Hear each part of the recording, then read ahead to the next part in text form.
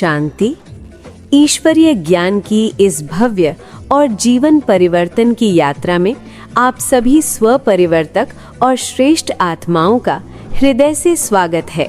क्या आप इस पुरानी दुनिया और इसके झमेलों के बीच रहते हुए भी स्वयं को पूरी तरह से उपराम यानी साक्षी अवस्था में अनुभव करना चाहते हैं? क्या आपका मन ये जानने के लिए उत्सुक है कि संगम युग का वो कौन सा गहरा रहस्य है जो आपको पूरे कल्प के लिए महिमा योग्य बना सकता है? यदि नहीं जानते तो आइए देह अभिमान की बेड़ियों से मुक्त होकर एक सच्चे महावीर बनने के इस अलौकिक आध्यात्मिक पाठ्यक्रम की शुरुआत करें। अपने मन और बुद्धि को एकाग्र कीजिए और जुड़िए हमारे साथ आज के इस ईश्वरीय चिंतन में। ओम शांति। आज प्राण प्यारे अव्यक्त बाप दादा की अव्यक्त मुरली है। 2 अप्रैल 1972 की। हर व्यक्ति चाहता है कि वह तारीफे काबिल काम करे, उसके जीवन में कोई ऐसा कार्य घटित हो जिससे कि चारों तरफ उसकी महिमा हो। हर व्यक्ति इस बात को चाहता है, लेकिन बन नहीं पाता। चारों तरफ उसकी महिमा हो नहीं पाती। आज बाबा इस मुरली में यही बात बता रहे हैं कि महिमा योग्य कैसे बने। वो कौन से गुण हैं, कौन सी शक्तियां हैं जिसे जीवन में धारण करने के पश्चात व्यक्ति महिमा योग्य बन जाता है।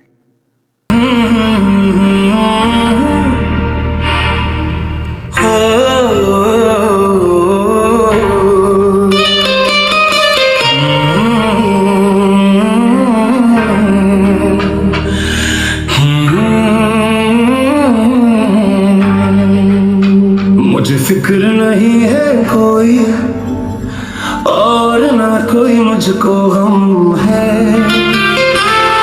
जो मौलाए कुल मेरे शिव बाबा मेरे संग है। अब नूर इलाही मेरे शिव बाबा मेरे संग है। शिव बाबा संग है, हाँ बाबा संग है।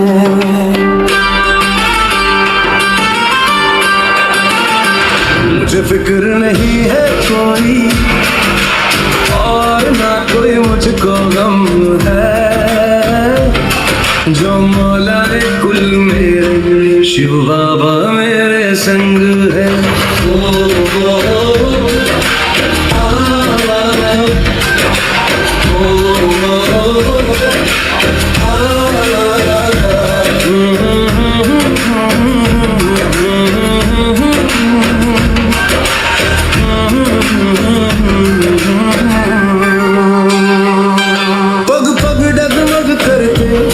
जब तन मन पल पल तड़पे इन अंधेरी रातों में, जब फिरता भूले भटकते तब बाबा मुहाफिज मेरे मेरा हाथ पकड़ के चलते।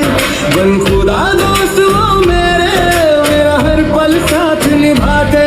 दिल की हर धड़कन से है उनका खैर मकदम, जो बदली किस्मत मेरी तो बदला सारा आलम, तो बदला सारा आलम, हाँ बदला सारा आलम।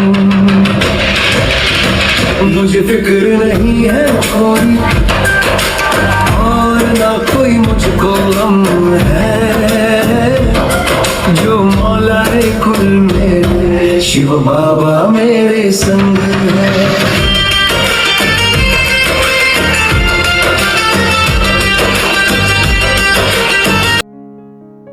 बाबा कहते हैं कि महिमा योग्य बनने के लिए सर्वप्रथम तो इस संसार से इस शरीर से उपराम अवस्था होना आवश्यक है। साक्षी भाव होना जरूरी है। ये पहला आवश्यक गुण है जिसको धारण करने के पश्चात हम महिमा योग्य बन जाते हैं। साक्षी उपराम कैसे हों, इसके लिए बाबा ने स्मृति में परिवर्तन करने के लिए कहा है। बाबा ने कहा कि इस संसार में रहते हुए, इस जगत में रहते हुए आपके अंदर महान और मेहमान पन की दो स्मृतियां हों। एक तो ये स्मृति हो कि मैं साधारण नहीं हूं, मैं एक महान आत्मा हूं। और दूसरा, इस शरीर में, इस संसार में मैं मेहमान हूं। बाबा कहते हैं अगर आप की स्मृति में स्वयं की महानता है तो साधारण संकल्प, साधारण बोल, साधारण कर्म में परिवर्तन हो जाएगा। आपके बोल साधारण हो सकेंगे, फिर कर्म साधारण होंगे। जब बोल और कर्म साधारण नहीं तो जो कर्म होंगे वो कैसे होंगे? महिमा योग्य ही होंगे। तो पहले पहले तो अपनी स्मृति में ये चेंज लाओ। कर्म का आधार स्मृति है, बाबा ने बताया ही है पहले। तो पहले पहले स्मृति में ये चेंज लाओ कि मैं साधारण आत्मा नहीं, मैं महान आत्मा हूं। और इसके लिए जितने भी स्वमान बाबा ने दिए हैं उस स्वमानों को लिस्ट बनाओ और उसे स्वीकार करो। तो आपके बोल, कर्म और संकल्प महान हो जाएंगे और आपके जो साधारण संस्कार हैं, जो बुरे संस्कार हैं, वे भी परिवर्तित होकर उत्कृष्ट बन जाएंगे। तो महान समझेंगे तो महानता आ जाएगी और मेहमान समझेंगे तो आसक्ति खत्म हो जाएगी। पुराने शरीर में हम अपने को मेहमान समझते हैं, ऐसे हमें देखना है। और इस पुरानी दुनिया में हम मेहमान हैं, कहते अलग हैं और क्या समझते हैं। बाबा कहते हैं अगर ऐसा करोगे तो इस शरीर से लगाओ और इस दुनिया से भी लगाओ, क्या हो जाएगा? खत्म हो जाएगा। ऐसे बाबा उदाहरण देते हुए कहते हैं कि जैसे कोई अपने मकान को बिक्री कर दे और उसके पश्चात भले उस मकान में रहे, तो उस मकान में कुछ भी ऊपर नीचे हो तो उसको तकलीफ होता है? नहीं होता है, क्योंकि वो समझता है ये तो अब हमारा नहीं रहा, इसमें हम मेहमान के रूप में रह रहे। तो बाबा कहते हैं ऐसे आप अगर इस शरीर को मेहमान समझोगे, शरीर में मेहमान समझोगे, अपने को संसार में मेहमान समझोगे, तो आपको शरीर से अपनेपन का लगाव नहीं रह जाएगा, संसार से भी लगाव नहीं रह जाएगा। ऐसे इस पर एक कहानी है कि एक व्यक्ति का घर जल रहा था, भीड़ चारों तरफ इकट्ठा थी और वो व्यक्ति बड़ा ही दुखी था, बहुत रो रहा था, चिल्ला रहा था, बीच बीच में बेहोश हो जा रहा था क्योंकि उसका घर जल रहा था। लेकिन थोड़े समय में उसी बीच में उसका बड़ा लड़का आता है और वो कहता है पिताजी आप क्यों परेशान हो रहे हो? इसको तो मैंने 1 घंटा पहले ही बेच दिया था। तो देखते हैं कि उसका सारा दशा बदल गया, दुख खत्म।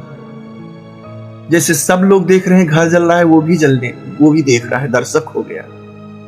सारी समस्याएं खत्म हो गई उसको। घर तो अभी भी जल रहा है, परिस्थिति वही है, लेकिन बदलाव कहां आ गया?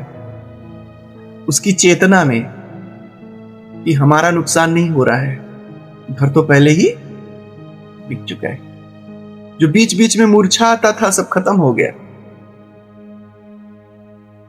फिर उसके बाद थोड़े समय के बाद उधर का वो उसका नौकर आता है, जिस आसामी को उसने बेचा था। वो कहता है कि बात तो क्लियर हो गई थी, लेकिन उन्होंने सुना है कि आपका घर जल चुका है, इसलिए उन्होंने लेने से अब मना कर दिया है। बाप इस बात को सुनता है, फिर से क्रोध हो चालू, फिर से मूर्छा चालू, फिर से बीच में वही हाय हल्ला हो गया। कंडीशन क्या है? जब मेरा है तो अपनापन, अपनापन है तो लगाओ। स्थिति वही है। उसमें कंडीशंस क्या है? बिक गया तो मेरा नहीं है, मेरा नहीं है, लगाओ, खत्म, जलता है जल जाने दो, हमें कोई दिक्कत नहीं। तो ये है मेहमान बनने का समझ, और ये है अपनेपन की समझ। तो बाबा कहते हैं अगर आप इस दुनिया में आपका अभ्यास ऐसे हो, आपकी प्रैक्टिस ऐसे हो कि आप अपने आप को इस शरीर में रहते हुए, इस जो है दुनिया में रहते हुए मेहमान समझ सके, तो आसक्ति खत्म हो जाएगी। बाबा कहते हैं कि यह समझ लेना कि बाबा ने आपको इस शरीर का ट्रस्टी बनाया है। शरीर के प्रति आपका दृष्टिकोण ही ये हो कि आपने शरीर को लोन लिया है। शरीर ईश्वरीय अमानत है। बाबा कहते थे ना कि हमने ब्रह्मा तन को क्या किया है? लोन लिया है। तो बाप समान बनना है, अर्थात आपकी चेतना और बाप की चेतना एक जैसी हो। तो अब आपकी स्थिति ये हो कि ये तन तो मैंने शिव बाबा को अर्पित कर दिया, तन अर्पण हो गया उन पर। अब ये तन मेरा नहीं है, मैं उस बाप से इस तन को लोन लेके चल रहा। ये तन क्योंकि उसका है तो उसके अनुसार ही कार्य में लगा सकते हैं, ईश्वरीय सेवा में हम लगा सकते हैं। और अगर अपने कार्य में लेंगे तो अमानत में खयानत होगी। किसी का सामान लेके आओ और अगर उसको किसी अपने कार्य में लगाओ तो कहते हैं कि देखो ले गए थे इसलिए कर रहे हैं, ये लगा रहे हैं अपने कार्य में। तो ऐसे समझो कि ये बाबा लोन समझता है शरीर को, तो आप भी अपने इस शरीर को लोन समझो और ये समझो कि ईश्वरीय कर्तव्य के लिए है, तो मेरापन खत्म हो जाएगा। अंदर हमारी स्थिति ये हो कि इस जीवन में प्राण धरे हैं बाबा तेरे ही खातिर। जग में पुराने रहते हैं हम, जग परिवर्तन के खातिर। अभी हमारी कोई आसक्ति नहीं है जग में, संसार में रह रहे हैं इसलिए बाबा कि हम इस जग का कल्याण कर सके, आपके कर्तव्य में मददगार बन सके। इस भावना से हम इस संसार में रह रहे हैं। तो बाप समान का मतलब हुआ जो बाप का समझ वो आपका। तो बाबा ने कहा भी है, बाबा ने हमने ये शरीर किसको दिया? बाबा को दिया, बाबा को समर्पित किया। तो अब इच्छा क्या रखते हैं? संसार छोड़ा, संबंधों को छोड़ा। अब इच्छा क्या रखते हैं कि शरीर तो बाबा को दिया है तो संभाले संस्था वाले इस शरीर को, संभाले। उधर संबंध छोड़े हैं तो इधर वाले संबंधों से अपेक्षा कर रहे हैं, जो साकारी संबंध है उनसे हम अपेक्षा कर रहे हैं। तो कोई फर्क नहीं हुआ। वही बात हुआ जैसे कि उस सन्यासी ने उस घर को छोड़ा, वहां कुटिया बना लिया, उस संगठन को छोड़ा, वहां संगठन बना लिया। हमें अपनी अवस्था को और ऊंचा उठाना है। हमने तन बाबा को दिया तो इसको संभालने की जिम्मेदारी बाबा संस्थान के लोगों की नहीं है। बाबा ने फिर हमें ही इस तन का ट्रस्टी भी बना दिया है। एक मुरली थी ना, बाबा ने कहा बच्चे ये शरीर मंदिर है और इस मंदिर में आप आत्मा मूर्ति के रूप में बैठे हो। मंदिर और मूर्ति दोनों भगवान की है और भगवान ने तुमको ही इस मंदिर और मूर्ति का ट्रस्टी बना दिया है। तुमको ही इसकी क्या करना है, संभाल करना है। तो हम ये ना सोचे कि हम संस्थान में समर्पित हो गए तो अब जिम्मेदारी इस शरीर को संभालने की संस्थान के लोगों की है, इन साकारी संबंधों की है। बाबा कहते हैं ऐसे नहीं रखो, आप बाबा से रखो, संभाले तू, हमने तुमको दिया है। अब वो कह रहा है मैं क्यों संभालूं, मैंने तुमको फिर ट्रस्टी बना दिया है, तुम संभालो। तो ऐसे करो, ऐसे आप समझो। दैट मीन्स कि जो भी साकारी संबंध है, साकारी लोग हैं, उनसे कोई भी अपेक्षा ना रखो कि कोई हमारे इस शरीर को संभालेगा। आज के डेट में जितने भी एक्स ब्रह्मा कुमार कुमारीज बने हैं, यही तो कंप्लेन कर रहे हैं ना कि मेरे शरीर की संभाल लोगों ने नहीं किया। तो ये कमी अगर रहेगी तो कहीं कंप्लेन मेरे द्वारा भी निकलेगी। तो इसलिए इस बात को हमें ध्यान में रखना है। हमारी सारी शिकायत जो होगी वो बाबा से होगी, लोगों से नहीं होगी। और मांग जो होगी वो बाबा से होगी। हम जो है इसको जो है बाबा का दिया हुआ मानते हैं और बाबा से ही हम सारे संबंध रखते हैं। अगर कोई साकार व्यक्ति, भाई बहन हेल्प कर रहा है तो हम क्या माने, किसको थैंक देंगे? वो भी बाबा को देंगे। बाबा ने उस आत्मा को निमित्त बनाया है मेरे लिए, हर कार्य में बाबा ये।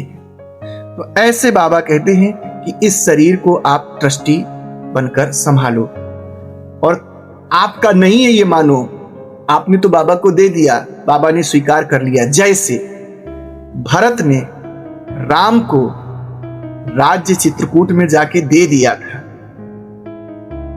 तो राम ने कहा कि ठीक है, हम स्वीकार करते हैं, हम वहां के राज्य को स्वीकार करते हैं, लेकिन 14 वर्ष तक पिता का वचन भी रह जाए, 14 वर्ष तक आप उसे जाके संभालो। 14 वर्ष तक हम वनवास भी पूरा कर लें ताकि बाप का वचन भी रह जाए जिसके लिए उन्होंने प्राण त्यागा। तो देखो, भरत से राम ने राज्य ले भी लिया और फिर संभालने के तौर पे उनको दे भी दिया। ठीक इसी प्रकार से बाबा कह रहा है। और भरत की विशालता देखो, महानता देखो कि उन्होंने कभी भी स्वयं को राजा नहीं समझा। यही कि उन्होंने संभालने की ड्यूटी दी है, मैं इसको क्या कर रहा हूं, संभाल रहा हूं, राजा तो राम हूं। तो ठीक ऐसे हमको आज मेडिटेशंस में बैठ करके, योग में बैठ करके एक बार फिर से इस बात को रियलाइज करना है कि बाबा, इस शरीर तो मैंने आपको दे दिया। और फिर बाबा कहता है अच्छा ठीक है, दे दिए तो मैंने स्वीकार किया,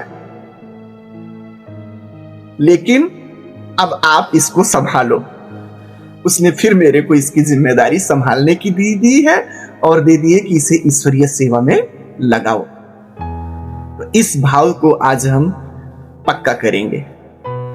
तो अगर इतनी ऊंची अवस्था आपकी होगी तो बाबा कहते हैं ये शरीर आपका सहयोगी बन जाएगा, देह भान खत्म हो जाएगा, आप महान बन जाएंगे, आप महिमा योग्य बन जाएंगे, आपकी आसक्ति खत्म हो जाएगी। महान समझने से साधारणता उत्कृष्टता में बदल जाती है और मेहमान समझने से चारों तरफ से आसक्ति खत्म हो जाती है। और तब आप वर्तमान संगम युग में, भविष्य के सतयुग में और द्वापर से भक्ति मार्ग में, तीनों जगह पर महिमा योग्य बन जाते। इस त्याग की महिमा, इस पुरुषार्थ की महिमा केवल यहां नहीं होगी, या ये ना ध्यान रखो कि हमारा भविष्य में महिमा होगी। यहां भी होगा, वहां भी होगा, सारे जहां में होगा। आपकी महिमा सारे जहां में, सारे समय में, सब जगह होगी। इस संगम युग पे, सतयुग में और भक्ति मार्ग में। बाबा कहते हैं जानते हो, संगम युग में आपके द्वारा जो कर्तव्य होंगे, जो आत्मा इस अवस्था में टिकी हुई है, उस आत्मा के द्वारा ऐसे श्रेष्ठ कर्तव्य होंगे, ऐसे श्रेष्ठ आचरण होंगे कि उसके आचरण को देख करके ब्राह्मण परिवार की आत्माएं भी उसकी महिमा गाएंगे, और अन्य आत्माएं जो संबंध संपर्क की हैं वे भी उसकी महिमा गाएं। तो संगम युग पे भी आपकी महिमा होगी। अगर यहां नहीं हुई तो वहां की आस न रखो, क्योंकि यह ही वर्तमान ही भविष्य का आधार है। दूसरा बाबा कहते हैं सतयुग में, क्योंकि आपकी अवस्था यहां इतनी ऊंची है कि संगम युगी ब्राह्मण आत्माएं और अन्य आत्माएं आपकी महिमा गा रही हैं, तो सतयुग में निश्चित रूप से आपका पद कैसा होगा? ऊंचा ही होगा, विश्व महाराजन महारानी का ही होगा, रायल परिवार का ही होगा। तो जब वहां आप रायल परिवार में हैं, महाराजन के रूप में हैं, तो वहां आपकी प्रजा आपकी महिमा गाएगी। और बाबा कहते हैं जब पूरा सतयुग में आपने इतना श्रेष्ठ किया, तो फिर जो भक्ति मार्ग आएगा उसमें क्या होगा? भक्ति मार्ग में भक्तों के द्वारा द्वापर से लेके कलयुग अंत तक आपकी महिमा हो। तो ये संगम युग, बाबा कहते हैं ये संगम युग का पुरुषार्थ तीनों प्रकार की महिमा का आधार है। यदि स्वयं को महान और मेहमान नहीं समझते तो महिमा योग्य नहीं बन सकेंगे। तो महिमा योग्य बनना है तो पहले तो महान और मेहमान की स्मृति को अपने जीवन में पक्का करना है। बाबा कहते हैं अगर मेहमान समझकर चलेंगे तो फिर ये देखने की जरूरत नहीं है कि सही हो रहा है गलत हो रहा है। जो कर्म होगा वो स्वतः ही श्रेष्ठ होगा। कभी निकृष्ट कर्म आपसे हो ही नहीं सकेंगे, ऐसे बाबा कहते हैं। बाबा कहते हैं अगर महान और मेहमान समझकर चलेंगे तो जो देह का भान है वो अपने आप खत्म हो जाएगा, क्योंकि अब शरीर ही अपना नहीं रहा। शरीर किसका हो गया? बाबा का। तो शरीर के संबंध जो हैं, शरीर के जो व्यक्ति संबंध जो व्यक्तियों से हैं, जो वैभव से हैं, वे भी अपने नहीं रहे। तो सदैव फिर अपना कौन रहेगा? एक बाबा। तो सदैव नशे में रहेंगे और निशाना आपका पक्का रहेगा। ऐसे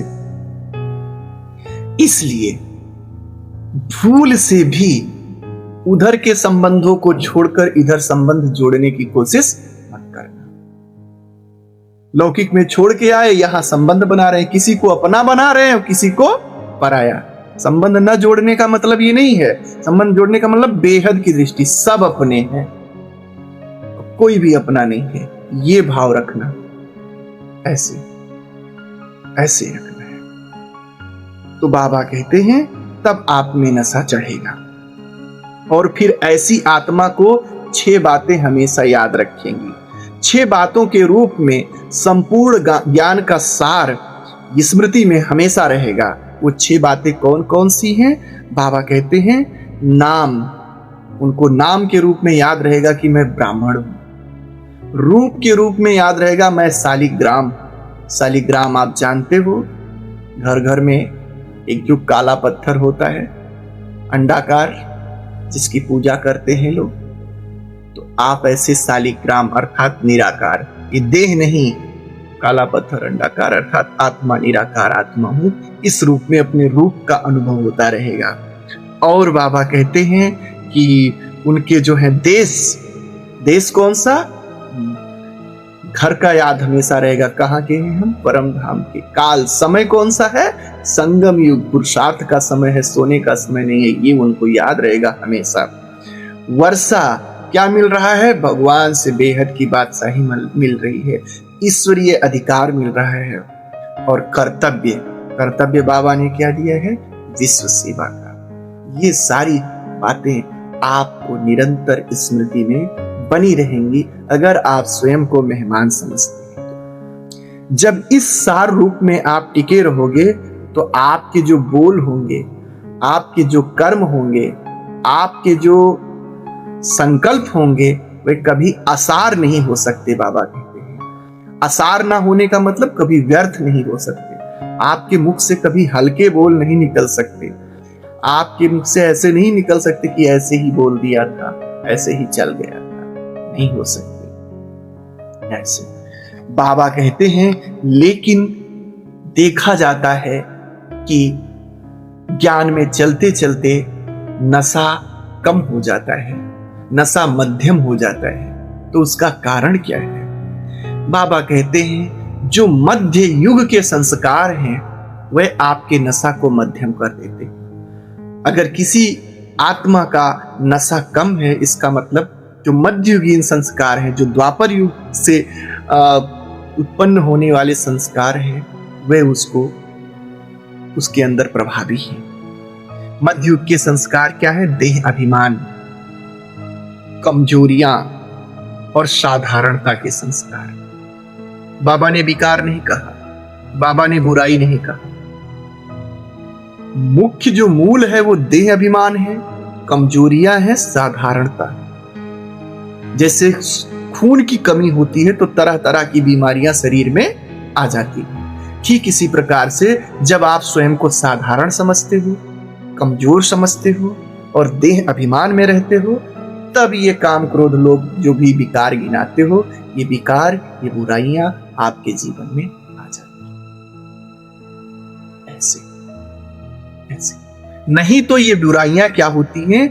ये बुराइयां जो है पॉजिटिव में परिवर्तित रहती है, कामना सद्कामना में परिवर्तित रहती है, क्रोध शक्ति स्वरूप में परिवर्तित रहता है, लोभ आपका अनासक्त संतुष्टता में परिवर्तित हो जाता है। ये सारी चीजें फिर ये पॉजिटिव में आ जाती हैं, आपकी सहयोगी हो जाती है ऐसे।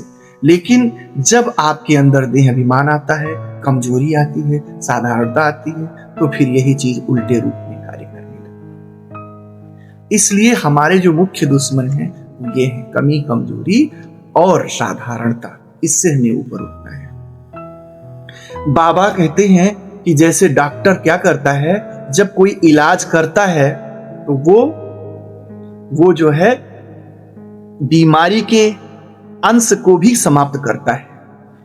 अगर एक भी कीटाणु, एक भी जर्म्स रह गया शरीर में तो क्या होता है? बीमारी फिर से पनप आती।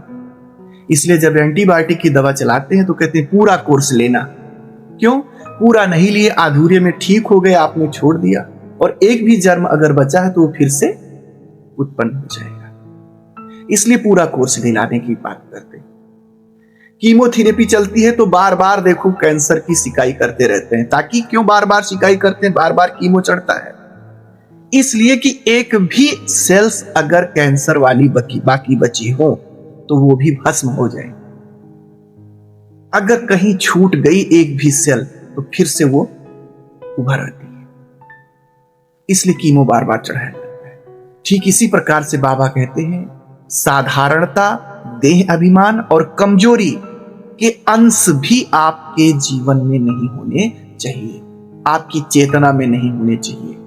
इनको भस्म करना है।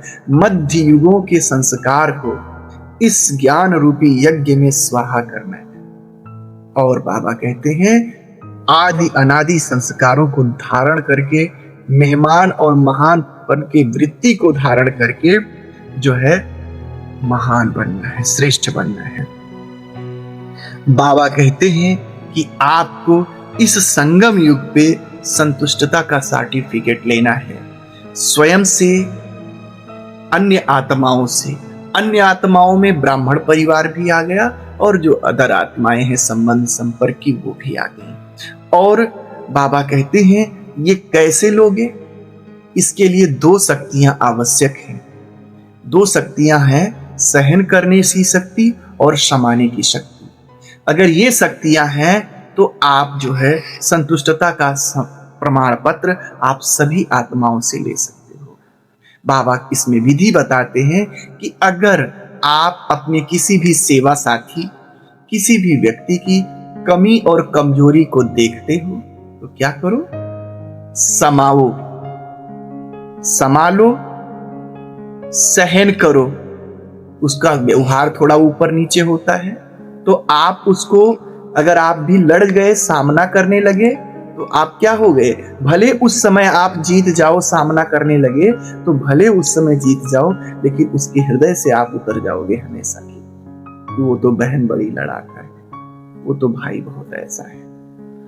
बाबा कहते हैं कि इसलिए संभालो और सहन करो। सहन करने पे भले लगेगा कि वर्तमान में उस समय आप हार गए, लेकिन सत्य में आप हमेशा के लिए जीत गए।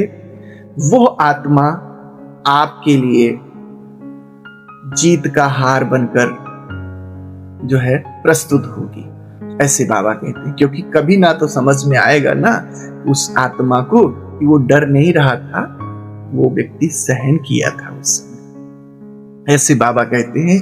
इसलिए आत्माओं की कमी कमजोरियों को समा करके सहन शक्ति के द्वारा संतुष्टता का बाण लगाओ, ऐसे बाबा इस मुरली में कहते हैं। बाबा कहते हैं कि विजयी रतन बनो। ऐसी आत्मा विजयी रतन बनती है। किस किस पर विजय प्राप्त करनी है मुरलियों में बाबा ने बताया है। तो एक तो माया पर विजय प्राप्त करनी है और दूसरा हर एक के दिल पर विजय प्राप्त करनी है। तो सामना करके तो हम दिल पर विजयी नहीं बन सकेंगे ना, सहन करके समा करके ही हम हर एक के दिल को जीत सकते हैं। और जब ऐसे आप सबको जीत लोगे तो विजयी रतन कहलाओगे। बाबा कहते हैं जो विजयी रतन आत्माएं हैं वे अष्ट देवों में स्थान पाती हैं, वे ही पास विदानर होती हैं। तो हमें जब भी जीतने की बात आए तो दोनों जीतना है। माया के लिए संघारी रूप बनकर जीतना है और लोगों के लिए स्नेही मूर्त बन करके, सहन शक्ति को धारण करके, समाने की शक्ति को धारण करके उनके दिलों को जीतना है। तब कहा जाएगा संपूर्ण विजय। बाबा कहते हैं महावीर बनो। बाबा कहते हैं संतुष्ट को संतुष्ट करना यह महावीरता नहीं है। कोई आपका सहयोग करे और आपने उसका सहयोग किया, यह महावीरता नहीं है। स्नेही को स्नेह देना यह महावीरता नहीं है। अपकारी पर भी उपकार करो, यह महावीरता है। किसी ने आपका असहयोग किया हो लेकिन आज उसको जरूरत है कि कोई मेरी मदद कर दे और आप उसके सहयोग के लिए खड़े हो, यह महावीरता है। कलेजे पे पत्थर रख के ऐसे लोगों की मदद करनी है।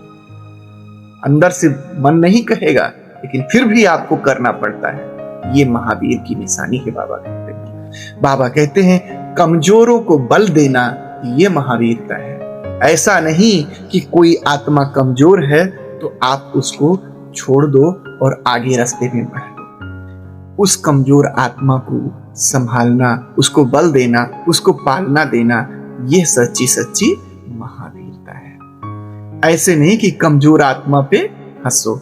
आज के डेट में क्या करते हैं अधिकतर लोग, किसी की कमी को देखकर, कमजोरी को देखकर उसको भरने की कोशिश नहीं करते, अपितु उसका हंसी उड़ाते हैं, मजाक उड़ाते हैं। ऐसे नहीं होना चाहिए।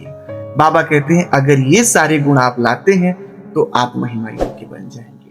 तो पहला उपराम स्थिति, दूसरा जो है महानता की स्मृति, मेहमानपन की स्मृति, शरीर को ट्रस्टी समझना, तीसरा महावीर बनना, सबके दिलों पर स्नेह और समाने की शक्ति के द्वारा विजय प्राप्त करना। अगर ये सारे गुण हम अपने जीवन में लाते हैं तो निश्चित रूप से हम तारीफ काबिल बन जाएंगे। और जो यहाँ का ये पुरुषार्थ होगा वो तीनों चरणों में, वर्तमान में, संगम युग पे, सतयुग पे और भविष्य में भक्ति मार्ग में भी आपकी महिमा कल्प कल्प होती रहेगी। अच्छा, ओम शांति।